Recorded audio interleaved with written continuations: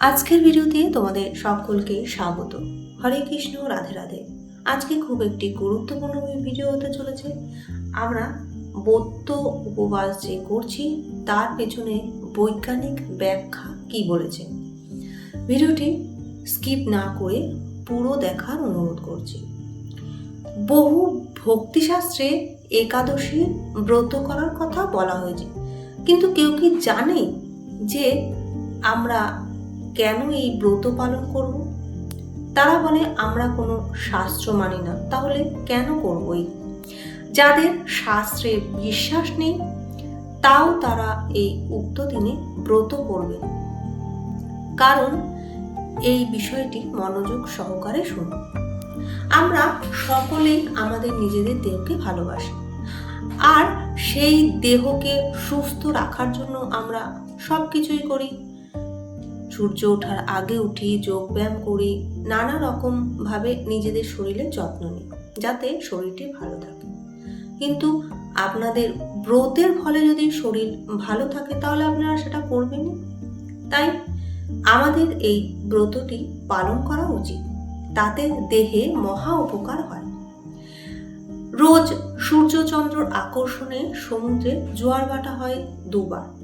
প্রতিদিনই কম বেশি তো হবেই, কিন্তু একাদশী তিথি থেকে ক্রমে বৃদ্ধি পেয়ে অমাবস্যা ও পূর্ণিমা পর্যন্ত সর্বোচ্চ হয়।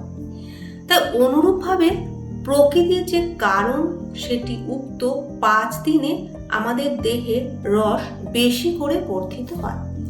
তার ফলে দেহে নানা জীবাণু প্রবেশ করে। প্রতিটি দেহে প্রতিষেধকের ব্যবস্থা রয়েছে। সেই জীবাণুর সঙ্গে লড়াই করে কখনো জয়ী হয়, আবার কখনো পরাজিত হয়, আর শরীরে বাঁধে নানা জীবাণু বাসা। দেহে তখন নানা রকম ব্যাধি আক্রমণ করে। ক্রমে ক্রমে আমরা মৃত্যুর দিকে ঢলে পড়ি। তাই এই একাদশীতে এই যুদ্ধে জীবাণুর জয়ী হওয়ার প্রশস্ত সময়। সেই জন্য একাদশী তিথিতে দেহকে শুষ্ক যদি আপনি রাখতে পারেন তাহলে রোগ জীবাণুগুলো দেহে প্রবেশ করতে পারবে না। যদি বা প্রবেশ করেও তথাপি দেহকে সংক্রমিত করার কোনো সুযোগ তারা পাবে না। আমরা সকলে নিজ নিজ দেহকে অবশ্যই ভালোবাসি, তাই দেহটি সুস্থ রাখার দায়িত্বও আমাদের। তাই আপনারা এই একাদশী ব্রত অবশ্যই পালন করুন। পূর্ণ উপবাসের সামর্থ্য যদি না হয় তাহলে আপনারা পঞ্চ রবিশস্য একবারে ত্যাগ করুন, আর ফল দুধ এইসব খেয়ে আপনি থাকতে পারেন দিনে একবার। আর দিবানিদ্রা একেবারে ত্যাগ করতে হবে।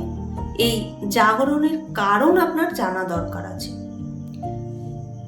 আমাদের যে 5টি জ্ঞানেন্দ্রিয় আছে সেটি দিয়ে আমরা 5টি বিষয় ভোগ করি।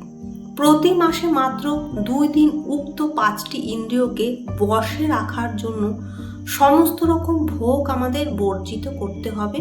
কৃষ্ণ গুণগানে সারা দিন রাত্রি বাহিত করতে হবে। মন ও ইন্দ্রিয়গণকে সংযত করার জন্য সর্বদা আমাদের সেটা চেষ্টা থাকবে। সংযমী মনের দ্বারা সকল কর্মই আপনার সিদ্ধ হয়।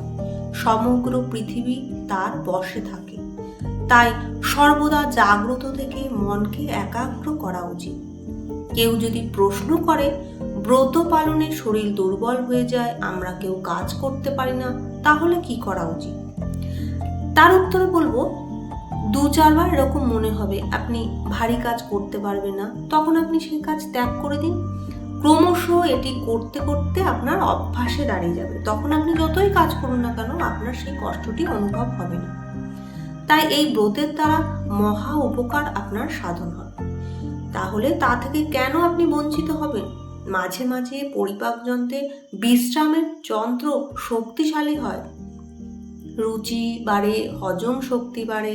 মাঝে মাঝে সেটি করা অবশ্যই দরকার, যেটি আপনার শরীরের জন্য উপকার। সেই জন্য শরীর সুস্থ ও সবল রাখার জন্য একাদশী ব্রতের অপেক্ষায় শ্রেষ্ঠ আর কিছুই নেই। ভিডিওটি যদি আপনাদের উপকৃত বলে মনে হয় অবশ্য শেয়ার করবেন, কমেন্ট করবেন। আপনারা সবাই ভালো থাকুন, সুস্থ থাকুন। আসবো আবার নতুন ভিডিও।